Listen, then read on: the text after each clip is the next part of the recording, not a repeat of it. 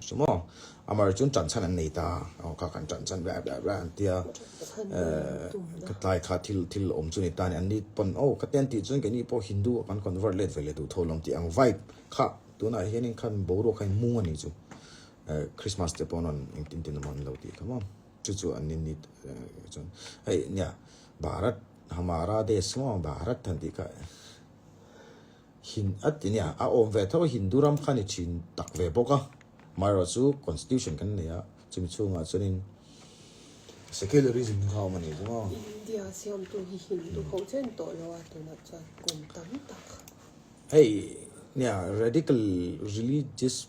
thing ang chi आप लॉन्ग सुमसे kan sia ko vel tiang ko pegan boy pai islam chungchanga chu til thalo ning siaให้มีกองอาชวนเนี่ยขนาดสอยถิ่นตักนากันเฉวทุ่งอ่ะผู้ใส่ทุนไรครับคริสเตียนแต่เปิดกันจะรู้ว่าเวทุนี่นั่นต่างกันจนถ้ารู้มังไงคอนเวิร์ตนะคะปุยเวทินรู้ตุกเท่านี้มั้งก็จุดเนี่ยที่คัดที่จองอ่ะเองเอ็กซ์ตรีมตัวเขาหลงเองสักว่าปุยนี่ก็เสียเอ็กซ์ตรีมตัวเขาที่นี่ก็สโลเขาเวลาเห็นปัจเจียนที่อมหูตัวละอันเดียติค่ะbu lem le bu tok an cho sa ring do ka ting do kamo chu thil ma nom ve do na ni ti kha kan che ti ma ma jo mangai la du sak takin gospel da ju kan preach ang chu diang kan ani do na ni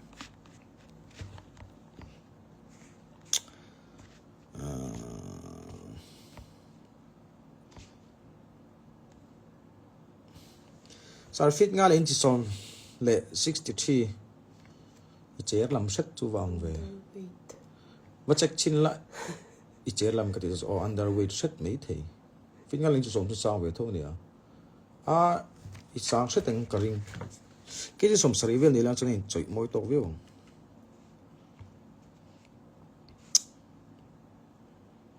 kapu hi mtech ania llb azir zo vele vek sia fing mai sia bum dam yo shin yes hangin zero bùm đại cái con sang sang mà thiểm thil đâu à khăn mà bùm túm lâu lấy thiểm thil là bùm túm là cái tiếng đâu phang ai vậy mà mi thiểm thil đâu à kan thiểm thil ni lo kan vô bùm túm cái nào sa nang ma i comfort zone à nang ma thiểm thil lam pang à anh tin namo hai polu đây dan nó tin là hey yeah sai ta cả chân comfort zone man thiểm về ngay này thì là cái bộ cái này về nhiều như cái chân sai là niên nệ đó là đâu sẽ chân sai sản phẩm sợi bụi kẹo mà sai sản phẩm lưu đó needs and comfort zone là vậy mà cái đấy đâu lấy cái ngay về trên này một cái thì nói thiểm thil là vậy chân bùm mà nó đang ngay thiểm đấy này phải chân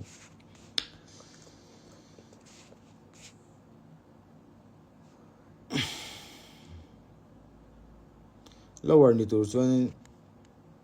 zak vak lawa tong ve vak vak hi ngai dan cha ma chen chen mi sing zak zum ve de tan hian har don ka ti ma se zir chu lawyer mo lower ti lawyer ti ni ka tlang ka ti na zak zum tan lawyer hi chi em ti nang do ni mo doctor zir tur tam tak hian an zir ma hian thi sen te hliam mu te an rap vek thuin ka ringa tam jok za asom nga somruk khi chu ka soi ngamin ka ring he kano pang ta jinga pon mo mi zai conversion chimi nuam ka ti wang hen sergeant te ni mi lo amar chu thili ngai nei hi om ve lu tu chung jinga chon te Instagram live he mo social media lan mat te po hi ni tin thu soi te po ni ka thiam lo ge ma thu soi thiam lo lu tu ka ni chu mo mar che kan ko atla kan han ti i chon mo khan muscle memory ang do hianin alawin siam rem ve khau mai wan so in zak zoom na po kha i ka wa tlak tlak chun zak zoom na ai chun atul nei na norna chenga chun huna jo in just me amar chu za zoom lo sam sam mi chu jang lai chu na ngai nia engama til tlo po ve zung zung don chunin za zoom lo hi ngai zak thei lo ni lovin mo za zoom lo hi ngai lu tu ni zak ma na ti rang ka joi ai innocent view lo kha innocent level kha tunang lai khovel in tlan sel du na chunin man tlak vak lo ni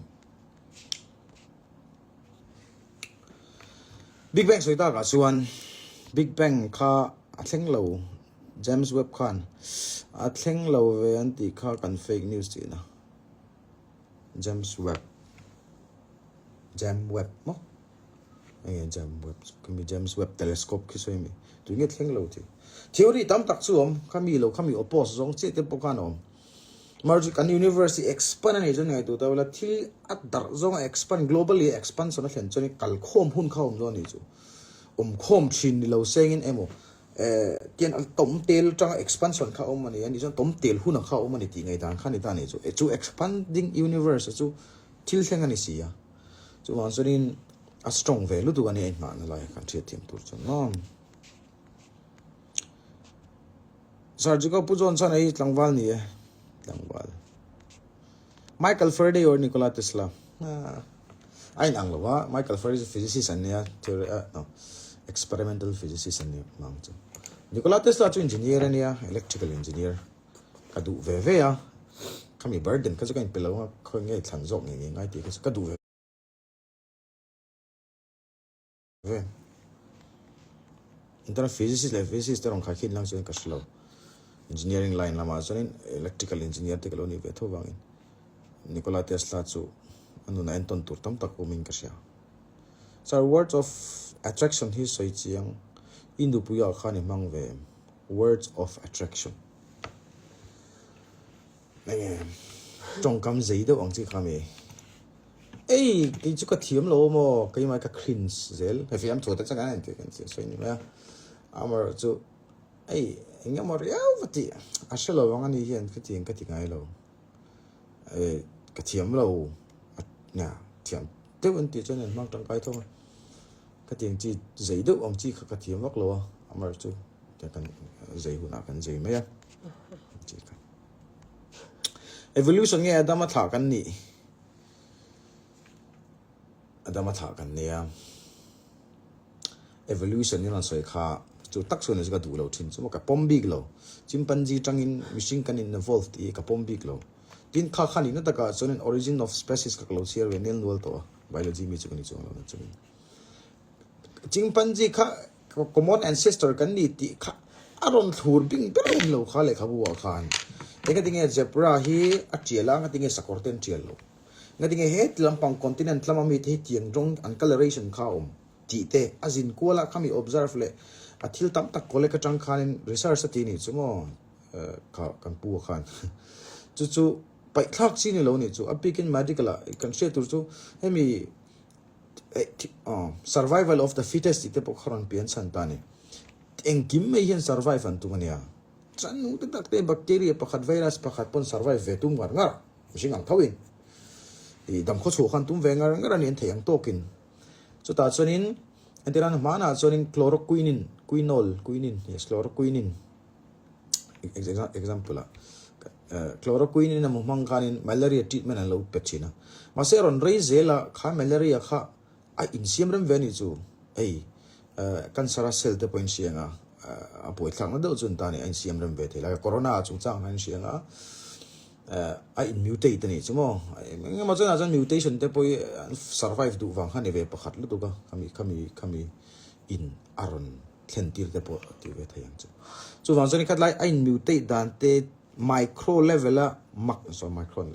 macro level kha mutation emo kha evolve lo oma kha an vazir che nangai khami vat kharan emo kha na va that thei tur suan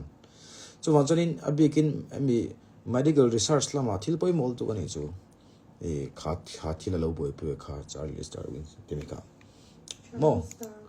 chu wan chonin tilaya chimpanzee ne common ancestor kan lalian vung ru da adang khan pai thak wa kan chu natural selection chung chang te thil tam tak kha khale ka bu kan zia kani chu wan chonin adama thale chu ti khaden yes adama tha chu kan nia evolution ro chu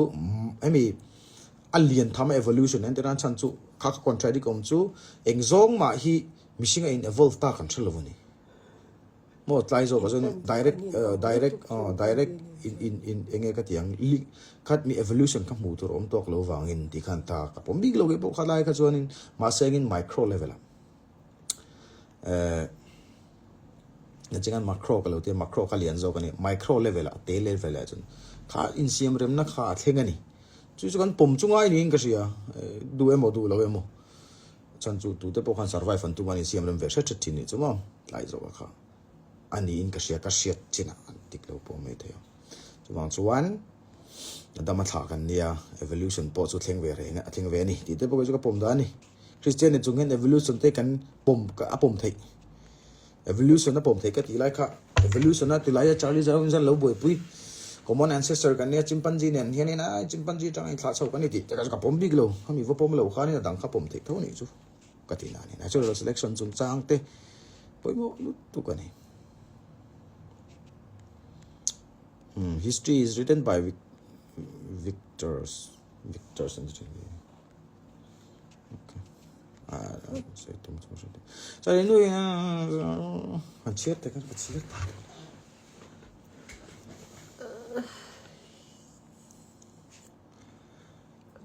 inu in alaulan puizel chehi alu in hu nom ngai mai in support ton na ya hu no ya midang anom loi takan dia thak ngai sia ina kan riak lo tu na yang class kan ri ngai chan chu thil hi bo wang dik lo ve sia CCTV te kan connect kan so ta chu lem lo wa ya so ya kha to Sunny le 11 science here her LT fourth week vela jang kan exam kan tron don se engti nge kan zirang ya science lak don in counseling idong try ma chu shlo ka shil vaccine science la tu me tarong kal 11s ka start on in class 10 nen chong khai khin lo do to tle min har ve se ta ne ka ti thina in po mangai chu a har na ka tan chet pui lo tan chet san na man turan lo a har po le alu ni mai mitam ta kan an thiam lo wa chon chu azir te khan lu tel tel thina ni teng zong khan ni sap thi mangai ni chu mo dinge ding di chunin le khai ti ngai lo zir rangai chum chi ni lo wa azir ngai ni fazir char ro ni zo ka bua lo ka ro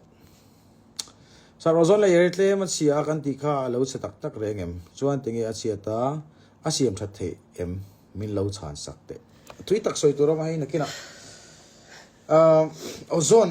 a chian lo na pop phik kan tia na dik thawa om dan chu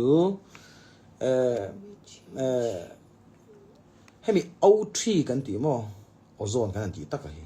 O3 ni ta ni chu kan art again layer in siam ni chu O3 in siam tur khanin oxygen kan mo ni chu oxygen ka in break emi UV ron kal de kana break ta chemistry a chunin homolytic fission an tia ka radical fission awang khanin chon O3 in form ta ni chunin O chuan om je ta ka chon ti zo ngai do taila UV ka ron lut ta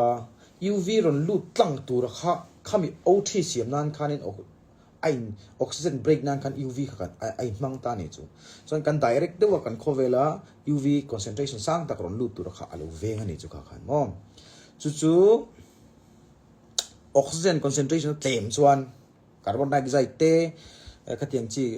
mi tu na kan soi fo mo air kan ti pollute vak chuan ka khanin O2 concentration kha ti niam ta ani chuanin O2 UV lo absorb tur kha tlem to ta chu chuanin alayara khati pan ta thin ta ni chu ati cherup jun lo pan lai khom ta thin ta kha khan an sale zonin UV ron direct strike ta thin ta ko vela chu machine tan hlom ta ta ni UV ka don vaccine lo ami ultraviolet kan ti chu ami electromagnetic waves stop pi thu chin na chen thaya ionized radiation le non ionized radiation kan ti mo visible aya a frequency sang how ka ionized radiation an dia chu UV khom ta ni UV alpha le UV beta te ponin chu machine kan lak lu vak khan thil tam tak kan direct strike kan phaizonin permanent mutation an dia kan DNA te po khan eng chu or kan tak sa chu thil omaka ati chebe thei ta ni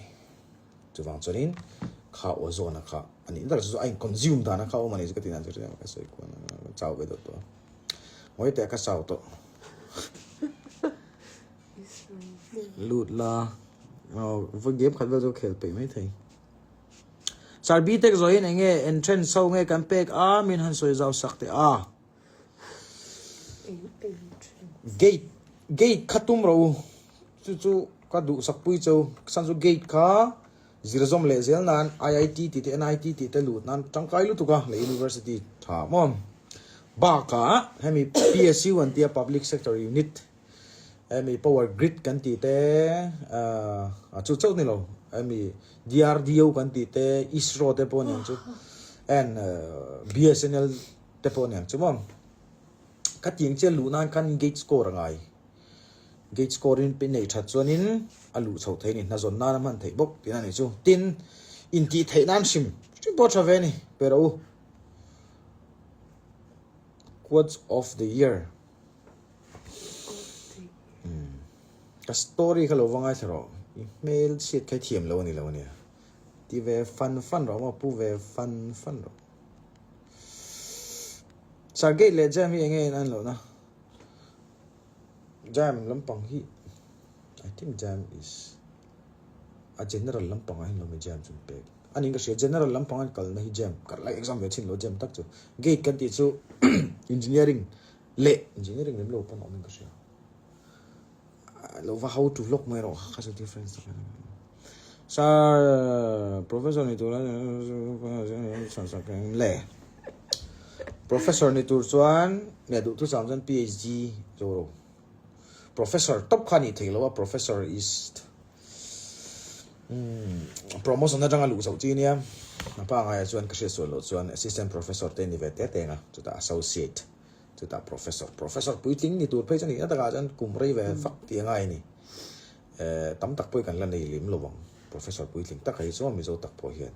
atam zo ke chu assistant na mo associate ni lo kan ring chu mi tur chuan in college level a thok tur chuan PhD nei ro langai ni buin garing PhD mo hina chuan mandatory to in la kalang tu boni to garing het tur chuan chu academic line in chi ave view I don't think ani chu tingai tiang I graduate anga master kilenga chu ta PhD turin interview te hinga multiple tang wen chu written te poni chu PhD chu tlang puin kunga kumli kumrup klo zo india ra tlang puin kumli kumthum in di mangla kumli kumga kumrup ti so vel tlang puin training shin tluan chuan Dr. Stone ka thil siam vel correction vel strong so ta merai reaction vel sort angin Dr. Stone chu ka se vengai lawa zan in hal moi anwa hal du lo ve min zom thadu lo lom rio mai ya china na soi to hal moi chang chang naktu roi che fatu o fatu tur o naktu chu ka shlo ka tho the chung wat na tlan ve ngi chu du Christmas ka na tlam ta lo in a video dang so to ni yes a full hi ma thui ngang mai a kan non la upload tang chu zani na mani ka ron da tu mam ina ga travel quantum entanglement ka du ai ga soi fi tok lo ka za thla fel do camera min tin run ka chuan mo ai film chang do om kha nga ya shom ka ti zong tak ani tiang ka min sarjon chana khan si go video thaka react ron te mi lim lai ka react pe lo ti la life ya depression ya tú lâu mà cho đến life mo le ba react ro sang ti nge ting kan ti engkong apo thil hi a har po le alu ti na ni mo sar na hian a hlut na apve pa khatang chu a chan cho antinan PhD te kan te to kan ngai hluta nei cho kai hlut om renga harani chu akal ko thui em ma chu wang chunin apve pa khatang amar chu thil har na zong hen hlut na chu pe kher lo wanga tlang puin a pe reng lo ka tina ni chu ma se tlang puin thil har lampang zel a che lampang ne lo se mo chuanin a hlut na ti zual thin ni ka sia antinan diamond te po diamond in siam turin rei tako mangai ta ni le ya khan khamin siam hun chung kha ai siam da na kha formation na kha harawangin hlut na te po chu siam ve zelang chu ka ti kan ni ka sia lekha zir ko nga chu ni lo chu breaking bad yen to em chemistry bonzia khan soi beta movie gan tam lo lu ko mo yes chu ni hey ya cái tụi bụi bóc lo này movie làm bằng hey endra documentary đâu em history based đâu thì nuông cái tia cái tiếng chỉ cái cái en reng phải à cái en tụi lạc lo bây giờ này cắt tụi vấp trên itu anh đi lâu cho nên anh làm mọi cái này thì sẽ cần này bây giờ sao bây giờ mình chỉ có lấy hi tuôn cùng anh run thấy tắc tắc nghe lem anh brand nghe đòn các fan sẽ chinh lâu tuôn cùng anh run đòn em tự lại chứ mà run đó sẽ anh đã về nuôi lang số civil electrical alarms với mà computer science chung hậu chung nghe chung anh đã chung cái mechanical này biết là con in BIT sa con kan no pang pakhat choya zir tha alo mong khom me ya India ma chuanin very very top institute ni ve mo chuan cầm rút với thấu rồi chu ania khan ami AI lampang hi an khoi tela at tel ni chu per nge ka to lo computer science lampang to chu ne a chho me ka ting update nge tunang lai a mil do le ka engineering a course te khalak theini se mo degree course ang ta don ka shi ai no kir chu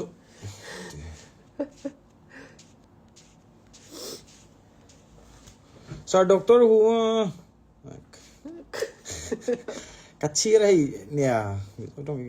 sir doctor who movie ka ien to em kar ien to thau karinga kha movie kha tlem in soi zau sak thei nakina ka en che to eng mo tlem chumo hey zep lawa chon kan soi te yang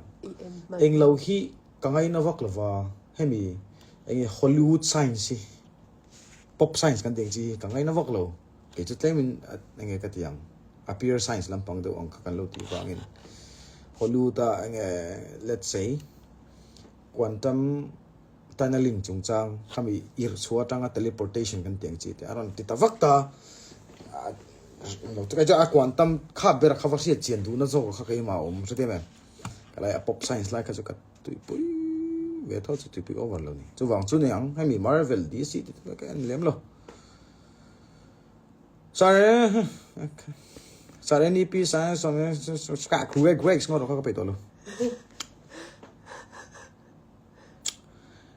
moi pacho thank you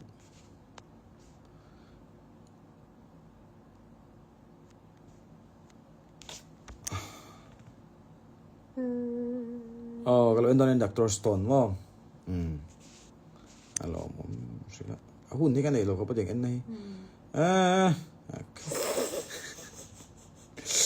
ngaro mi lo sa thiam sam to ka chiar pe to lo ni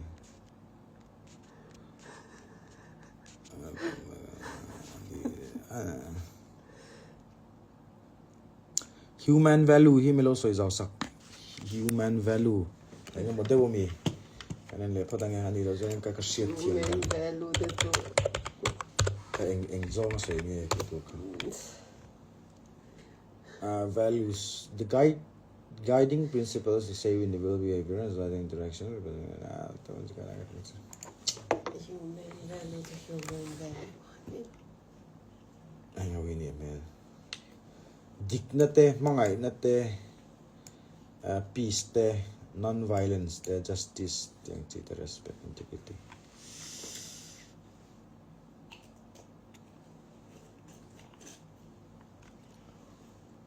hey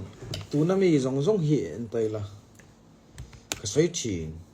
mishing hi kan pian chu hian kan tra chu ka kan tra pani chuan kan nui za le kan nui mai kan ri la tama te no te pon mo de kan tu ten tong ani ka sai tum jok tu theng ni anga kan dam lo chon dam doi kan lai rang ani ke ma ni ta ni je ke ma ni kan hom tok chu tak chu tu na mi values kan soi zong te po khan eng tan nge kan ti chuan kan mishing pui tang te tan ani tu rani kan community tan kan society tan mo khang ho tan khan to kan chen pui khowela kanom pui te tan ani tu rani ni chu te lai a chunin eng po chani seng in chu ka soi la soi no pathian hian eng khatenga om ho tu ra siam kan ni chuan mi hi kan enge ka tiang กันเครังไงกันเครตีขันนี้มังไงนั่นที่จู่แต่มังไงนั่นสิที่อาสางตัวเองก็แล้วกันว่ามังไงเวกเทโลไม่เทกิมีอย่างเฮียนี่ไม่เชื่อสมมติกับมังไงเวกแล้วมาจู่ก็เชียดเทียมนะจังพันข้าขรอนเปียงเทนี่ก็ใช่ก็ยังเชียดเทียมไงมีฮาร์สันในการเชียดเทียมไงสุดที่ไล่เทียมนะจังชวน society อ่ะเฮียนิน imbalance นะสัตุรมั้งเฮตานออกมาเฮตาเชนันออกมาเฮมี gap เจ้าลุตุกนะเฮียนเอ็งรำรวมมาเฮมินเทียนปุยไงโดนหรอวะวันนั้นว่าเข่งข้ายตุกตานแล้วนักขลันนัสานี่เสวันรำที่กันกัลจักโปกริงเจแล้ววันนั้นว่าส่วนนี้กันตุกทางตัวโดนนี่ใช่มั้งกระเทียมเดียวค่ะจู่วันนั้นมาจู่ตัวน่าสิจังเขาเวลาเองติกามาเขาวันนั้นเขาไม่โดนหรอวะอายุตัวเปลี่ยนวิวตามาจู่แค่กงชาเขาออกมาเอ็นตินัน constitution เนี่ยโมค่อยไล่rules and regulation ตั้มตักเตปอนี่ตาเสียงินอัจฉริยะค่ะอันดีไซน์นักอัน follow เวกโลมาเสกอัจฉริยะกงว่าข้ากันโจทย์ลานง่ายเตียงเจ้าเจ้าจนจุนนักสวยอินมาไงลานนะอินไงสักต้นลานนะไงกันที่ยังเกี่ยมันนี่เจ้าที่เกี่ยมันนี่เขาเวลาเกี่ยมันนี่เจ้ากันโลนี่เจนปุยดังกันเนี่ยมิชิงปุยดังเต็นออกมาที่เสียมดังเตปอนออกมานี่ที่เสียดเทียมนะอัจฉริยะอินเสียดเทียมต้นนะมอ